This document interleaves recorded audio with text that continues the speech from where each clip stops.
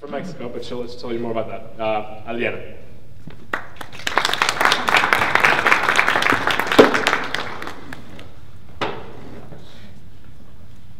Thank you, Felipe. Hello, everybody. I wrote my stuff because I don't feel comfortable just, pulling it off like you did. I don't feel comfortable with that. So I want to start by saying that thank you to the Hunter Museum. Adriana, thank you so much. Felipe and Sasha for doing this for all of us. I didn't understand the value of sharing our stories till now. My name is Adriana Rios, or Adriana, as many people call me. They don't know how to pronounce my name. And I am very pleased and honored to stand before you. I'm originally from Puebla, Mexico. That's 2 hours away from the capital. It's on the bottom of the country. I'm a graduate of business, and I'm currently working in an industry here in Chattanooga as an engineer in logistics. And I'm a recent graduate from yoga school here in Chattanooga, and I just graduated from my 200-hour teacher training in yoga, and I've just started the 300-hour.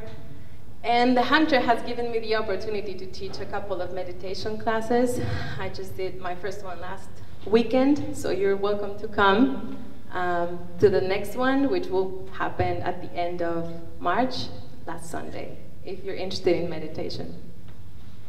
So here's a little bit of my story. I have titled this A Love Letter to Chattanooga. I hope I don't cry. I feel like crying. I don't know why. I was living in Mexico, and I had a good job, a house, 2 pieces of land, and a many times broken heart. All was good. Never had I desired to move to another country, much less to the US. I'm sorry for what I'm about to say, the most hated country around the world, so I thought. Nunca digas de esa agua, no he de beber. Then one day, a friend working at a certain job position here in Chattanooga called me to say, I couldn't think of a better person to replace me. Long story short, someone made me well aware that I could sell, rent, and give away most of what I've had owned, including friends and a few bad lovers. The German gal I was replacing had made no friends in 2 years and hated every minute of her stay.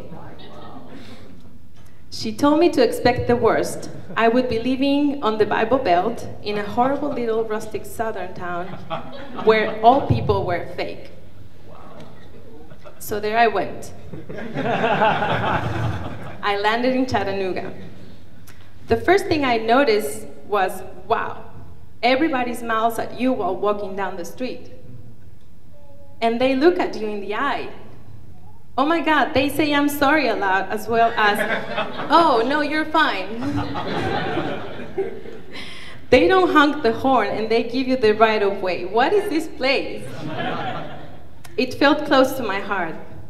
I come from a big city where, as some of you may be aware, people basically ignore their entire environments and turn very aggressive, defensive towards strangers. I thought places like Chattanooga would no longer exist in this 2016 world invaded by a social media explosion. Well, as it often happens with all absolute beliefs, I was wrong.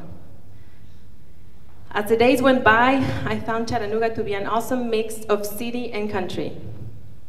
Has anyone noticed the diverse colors of the trees? The many butterflies that fly around the city from spring to autumn, the different types of birds, the chant of cicadas as soon as the sun sets.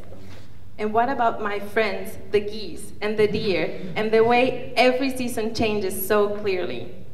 All that topped by beautiful bodies of water and gorgeous mountains. For the first time in my life, I had come to understand the powerful healing impact of nature on humans, on me. I believed my soul belonged here from the very first minute. I have never felt more spiritually free, authentic, and purposeful in my entire life. But none of that has made my experience easier, not at all. While living in the States, I have always kept in mind that I am only a visitor. only temporarily welcome into this country and culture. A donde fueres, haz lo que vieres. My mom's saying that means wherever you go, do as you see. I thought I should respect people's beliefs while having the mindset to dismantle any stereotype about Mexico and Mexicans as much as possible. After all, everything should be fine as long as I wasn't illegal, right?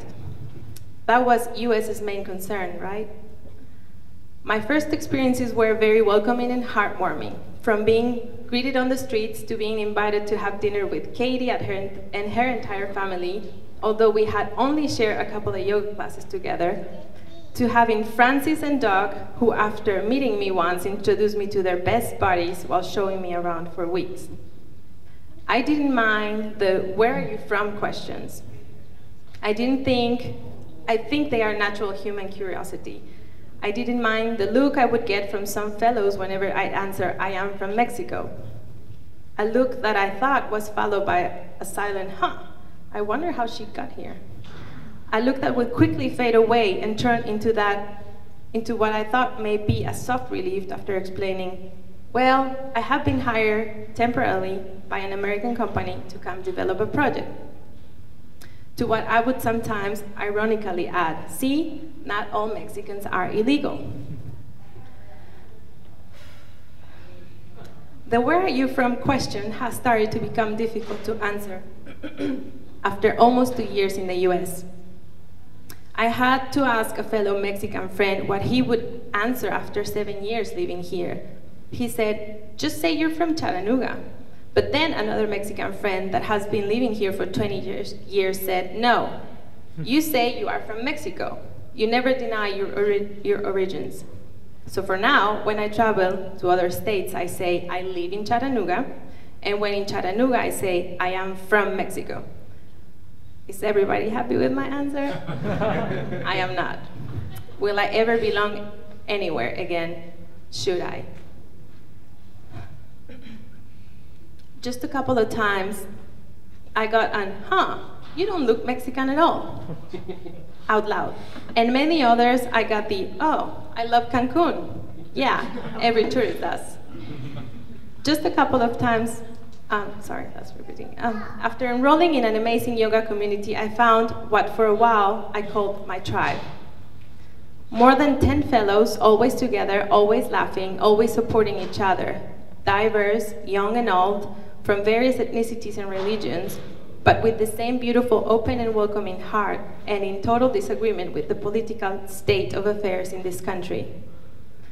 I have witnessed their sadness and depression firsthand from having their country being torn apart by explicit racism and exclusion.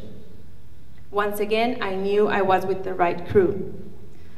Every time I went back to Mexico, my family and friends would ask with great concern, "How are you? Are they treating you right?" To what I would always respond, "You know, I have been blessed."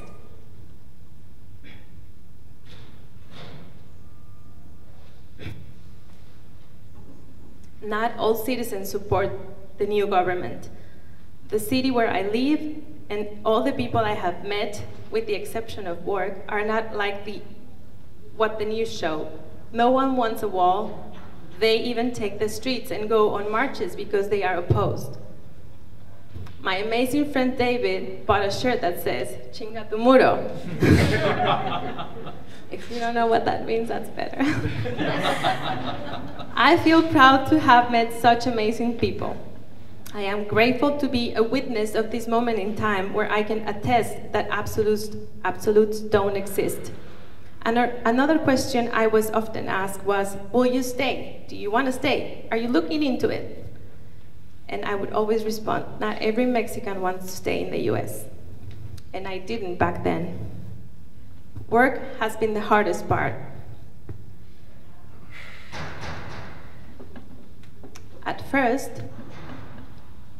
At my first job, I was surrounded by very old, seemingly bitter people. My previous manager had a picture of the current president sitting on his desk and a chocolate with his face on a wrap. That's funny, but he did. Mostly all of my co-workers were very proud to say they voted for him. I didn't know what to think. I didn't know how to behave. I mean, they came to Mexico to recruit me, and now I hear they support this persona that explicitly has said Mexicans are the worst and that a wall should be built in between our countries. What was this? Am I allowed to have an opinion and talk about it? Should I? And is it worth it? It was a struggle that went on for a year and 5 months.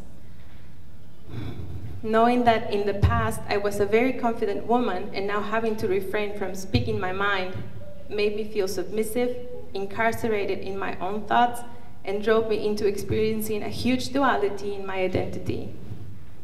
What should I stand up for and when? I kept saying to myself, you are a visitor, a donde fueres, haz lo que vieres, wherever you go, do as you see. Changing jobs helped a lot. The new place felt warmer, welcoming, and it's so diverse.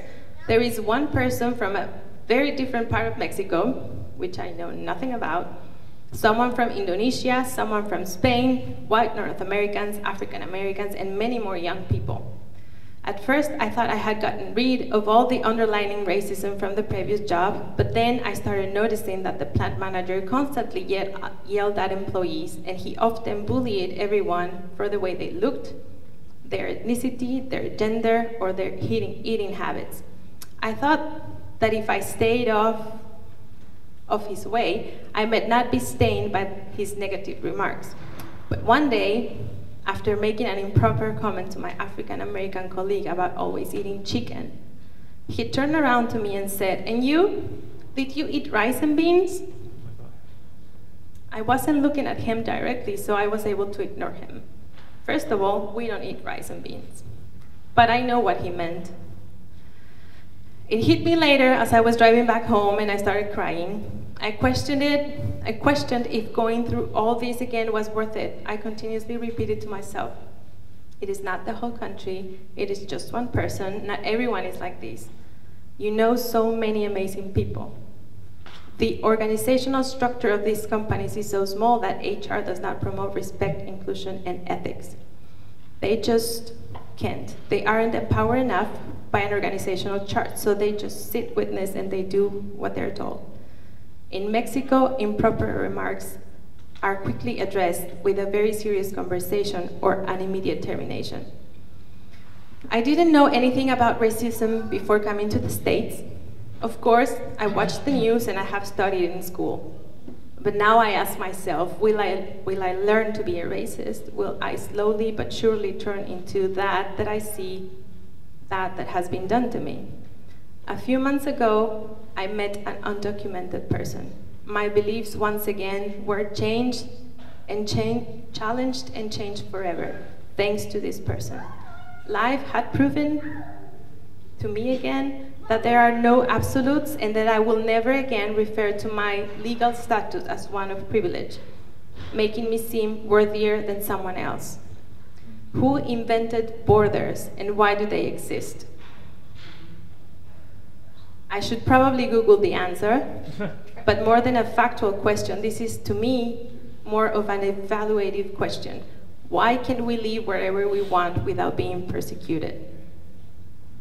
What I know for sure now is that we don't always belong in the place we were born in, and that statement is not only true for my Mexican friend that now wants to live in Singapore, or my German friend that now wants to stay in Mexico, but for me too, that I have fallen in love with this little piece of heaven called Chattanooga.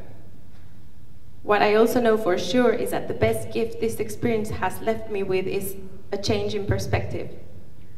To what A Course in Miracles, a big study program on spirituality, refers to as a miracle.